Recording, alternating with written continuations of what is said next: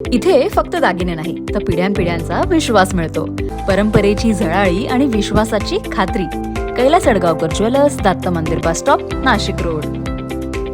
मी या परिसराचा भाई आहे. माझे नादी लागलात तर एकेकाचा मुडदा पडेल अशी अरेरावी करत फुलेनगरमधील शेषराव महाराज चौकात शनिवार दिनांक 11 रात्री धुमाकूळ घालणाऱ्या स्मित महाले टोळीची पोलिसांनी अवघ्या 24 तासात चांगलीच मस्ती जिरवली आहे.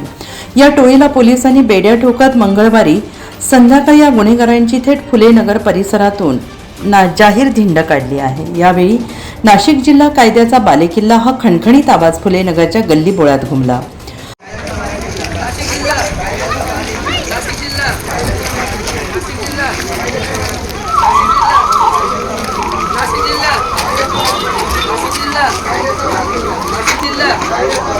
नाशिक जिल्हा नाशिक जिल्हा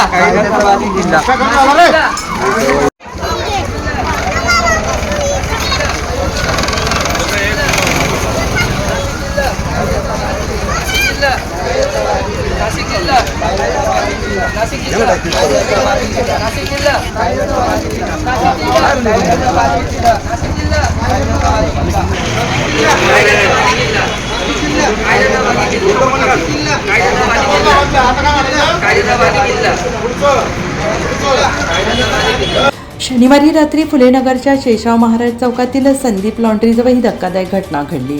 फिर्यादी महिला वनिता संतोष खरात, वय वर्ष 40, व्यवसाय फुल विक्री. आपल्या घराबाहेर ओट्यावर स्वयंपाक करत असताना जुन्या भांडणाची कुरापत काढून सराईत गुन्हेगार सुमित महाले, मोन्या मोरे, काळ्या, सत्या, भुतळ्या आणि त्यांच्यासोबत झालेल्या काही संशयित महिलांनी शिवीगाळ केली.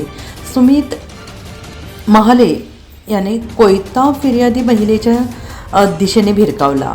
सुमित महाले याने हातातील धारदार कोयता हवेत फिरवत मी या परिसराचा भाई आहे, माझ्या नादी लागला तर मुडदा पडेल अशी धमकी देत गल्लीत उभ्या असलेल्या वाहनांवर कोयत्याने सपासप वार केले. या हल्ल्यात वाहनांच्या काचा फुटल्या. या घटनेची माहिती मिळताच पोलिसांनी अत्यंत तत्परतेनं कारवाई करत संशयित आरोपींना सोमवार दिनांक 13 या रोजी अटक केली. जनतेमध्ये सुरक्षिततेची भावना निर्माण व्हावी यासाठी पंचवटी पोलिसांनी मंगळवारी संध्याकाळी सर्व अटक आरोपींची फुलेनगर परिसरातून कडक बंदोबस्तात जाहीर धिंड काढली. यावेळी पोलीस निरीक्षक सुधीर पाटील, पंचवटी गुन्हे शोध पथकाचे सहाय्यक पोलीस निरीक्षक सतीश शिरसाट, पोलीस उपनिरीक्षक पुंडलिक पावशे, पोलीस हवालदार कैलास शिंदे, अमोल काळे, महेश नांदुर्डीकर, संतोष पवार, जयवंत लोणारे, युवराज गायकवाड, पोलीस अंमलदार गणेश आगोणे हे उपस्थित होते.